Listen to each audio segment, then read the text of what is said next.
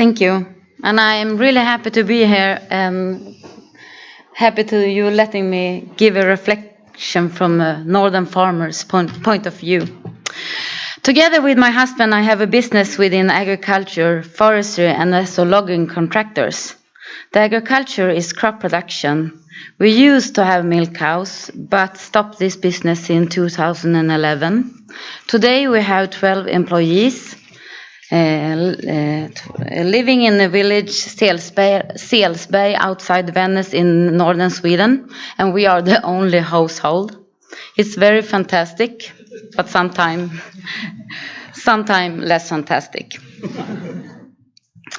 When asked to be on this panel, I thought about what has been fostering inclusive and in all dimensions sustainable rural development in Sweden or not.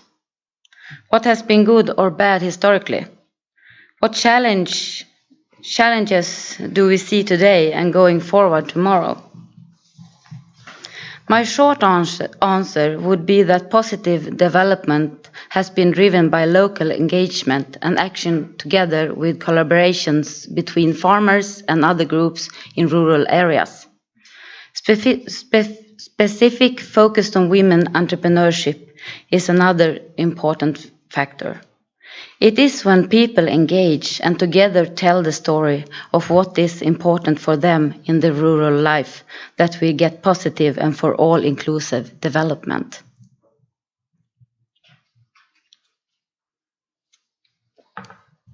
You need to start digging where you stand. In the case of a positive, inclusive rural development, this means in agriculture.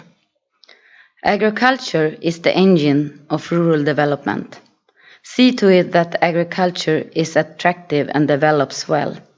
This is especially true in developing countries, but still very important also in a country like Sweden. 10 years ago, before the hike in world food prices, I would have been more alone reminding about the fundamental role of agriculture to foster good and efficient rural development. But since then, there are few not recognizing this. But it needs to be repeated.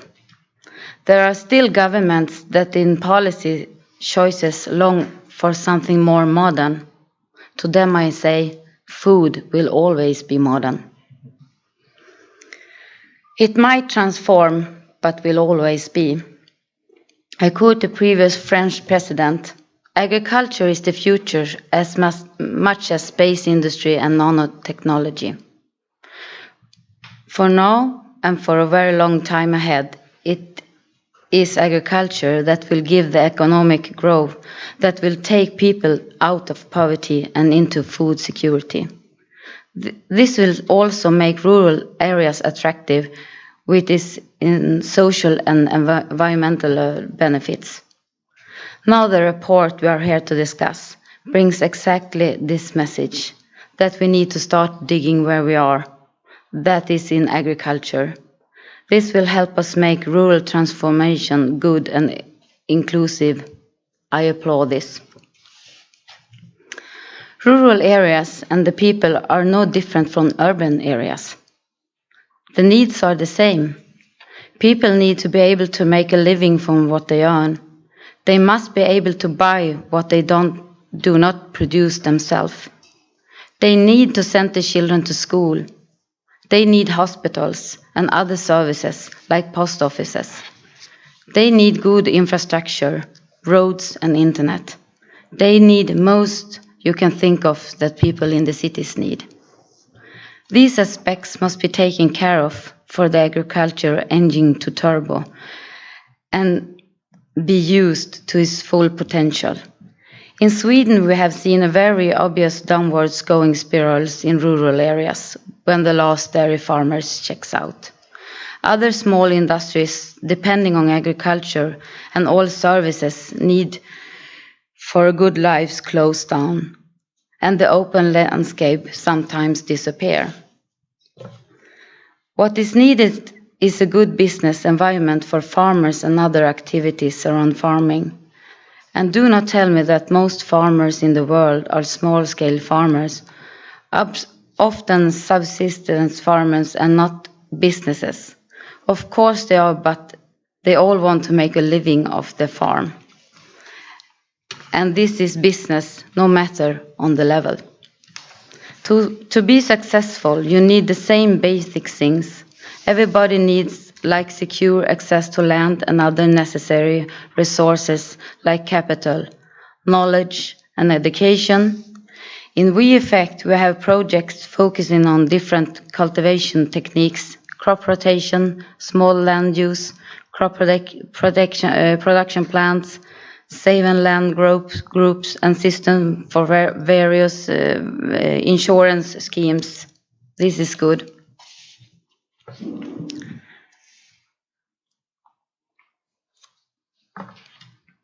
In my country and in many other countries, poor infrastructure presently is challenging for agriculture and rural areas.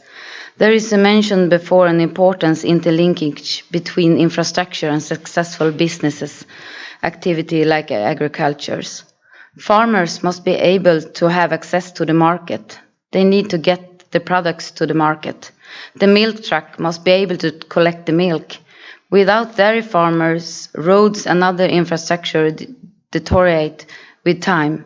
And without good roads, there will be no farmers having the courage to invest and develop their businesses. The same goes for services in rural areas. Here we have the downward going spiral again. Another big challenge is young people living in rural areas. There must be services and infrastructure that make rural areas attractive for all generations. Otherwise, development will go only in one direction, and not the one we wish for. The number of people living in an area is important for everything, for infrastructure and services as said, but also for people in a more social and emotional sense. This is true not the least for young people. There need to be a critical mass of children and young people so that there is possibility to find friends, find someone to play and dance with.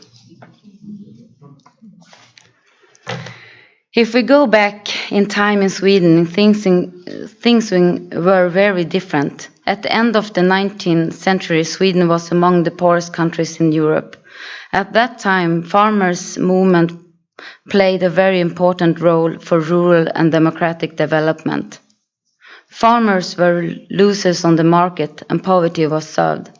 Some rural leaders then got together and collaborate, and we saw the beginning of what is today farmer-owned cooperatives like Arla Food and the Lantmännen Group. Farmers got together and formed cooperatives, helping farmers to buy input more efficiently and helping them reach the market, getting a better price. Then came the collaboration in general, forming a farm organization working in the interest of farmers like a union. Development led Swedish farmers to create what is today known as the LRF.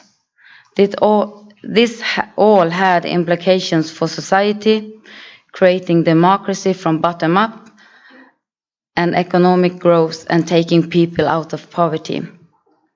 Later on the farmers' movement, we had a special focus on women entrepreneurship. We started a special group where women came together and discussed their businesses and how to develop them. These women, thanks to the Emilia groups, has been extremely important to foster positive development and diversification into new business areas, like locally processed products on farm sale and tourism. Nowadays, women are represented at all levels on the farmers' movement. At the National Federation Board of Directors, we are 60% men and 50% women today.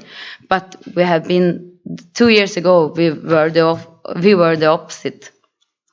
Today, Swedish farmers and their organizations have their national say in society and political life.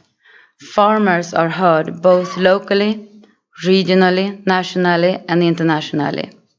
And they have adapted to a changing society. Today, many important issues for farmers are decided at the municipal level. Farmers have therefore organized themselves increasingly in municipal groups. These groups has become very important for bringing the view of rural areas to those who takes the decisions on issues like roads, schools, broadband, and so on. We who live in rural areas must take the mandate to see to good for all-inclusive development of rural areas. Put words on what we need and articulate this to decision makers. And this we do best together. Nota bene. There is probably not much competition for this mandate.